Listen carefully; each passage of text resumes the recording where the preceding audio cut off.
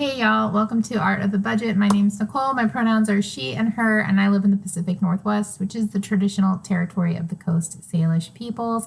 I am an artist and educator, and I'm currently learning about budgeting, saving, and planning for the future, and also about running my own business. And I'm trying to share what I learn along the way. So today I'm going to talk about my sort of first quarter of business, and then kind of up into the minute. And for a lot of you watching, you may already know like way more about this than I do, but I think part of the nature of being a visual artist is, some of us are really good at this stuff, and then some of us are really not good at this stuff. And so if you've watched past videos, you know, for me, this was a huge stumbling block.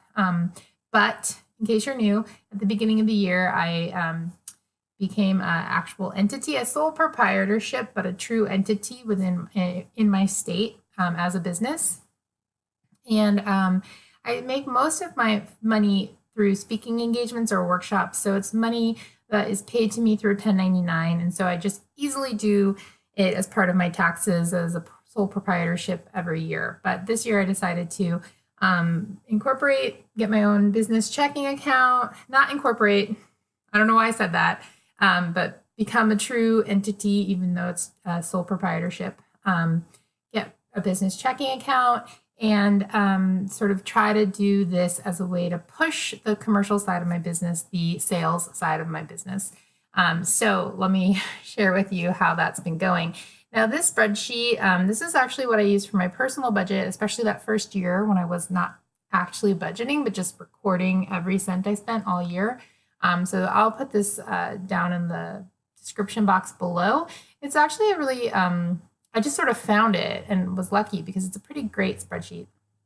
It has all the formulas done for you, and it has this great feature up here. So I can see when I broke this budget out from my personal budget, which was how I was doing it before, I had about $25 in my studio fund. That's what I was calling it. So you can see that's my starting balance. My total income that month was 121, and my total expenses was 136.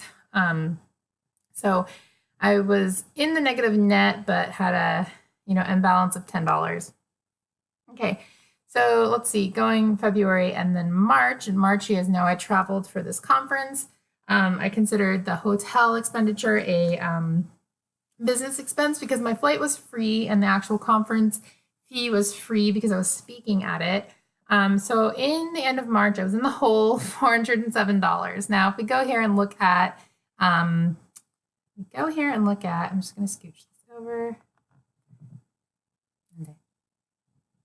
There we go. Look at income, and I'm going to make this a little smaller so you can see, in case you're interested, you can see how everything shakes down. Okay, so this was all income from teaching, as you can see. I had some owner's equity in January. I think that's because I was really trying not to go into the negative, but I was actually still paying for things with my own money. So that is why at the end of March, I was in the hole 407. So I was in the hole, but like actually my bank account wasn't because I was paying for things out of my own money.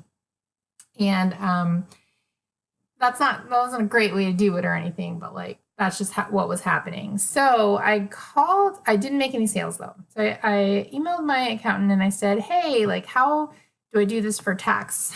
Do I need your help? And she said, I don't think you need my help. You should just be able to sign in on the state website and just click no sales and be done. And so for the first quarter taxes, that is what I did. And it was really easy. So let's see.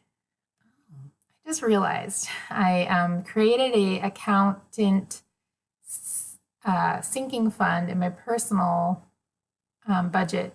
Maybe it should be a business expense. I guess either way, it's both. So I got to think about that. Does anyone have any thoughts? Is your accountant a purely business expense? Maybe I should move that sinking fund over here. We'll see. Let me know what you think. Okay, so I was in the hole. Not great. But in April, I did have some income come in. This was from March. I had a lecture payment come in, and I made $300 through a Chase bonus, which is why I selected Chase as the place to get my business account was because of that bonus.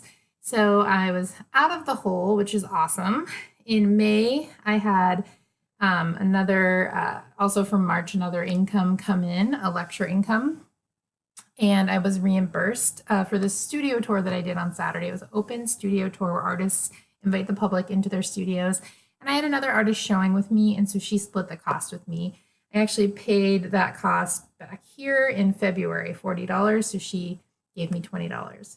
And during the studio tour, I didn't make a lot of sales, but I did make $44. So another thing that I did finally was I set up my Square to go to my business checking account, and I also set it up to take sales tax. And so what I chose to do is have the sales tax be included in the price. So if I sell a mug for $35, that sales tax is included in the price. I might change my mind about that, but right now I feel like it's just easier to deal with customers with whole numbers.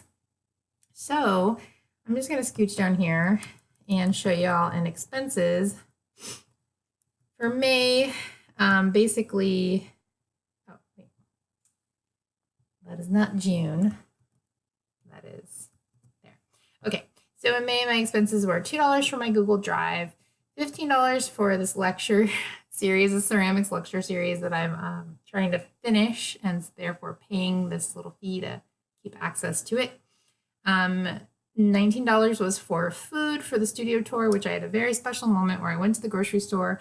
I remembered to use my business debit card, and so like it's all staying in the loop. And this right here, $269, that is the sales tax, so I know exactly how much I need, and by the end of the year or by the end of the quarter, it should say right here exactly how much of what's in my account should go to taxes. So I'll just be keeping an eye on that, making sure that doesn't go anywhere. Yeah, so that is the business money side of things for the first quarter and the first little, sort of half of the second quarter.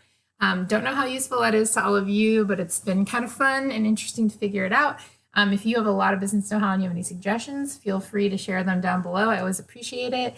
And if it was helpful to you in any way, sure, let me know. All right, hope you're having a great quarter with your business, and I will see you later.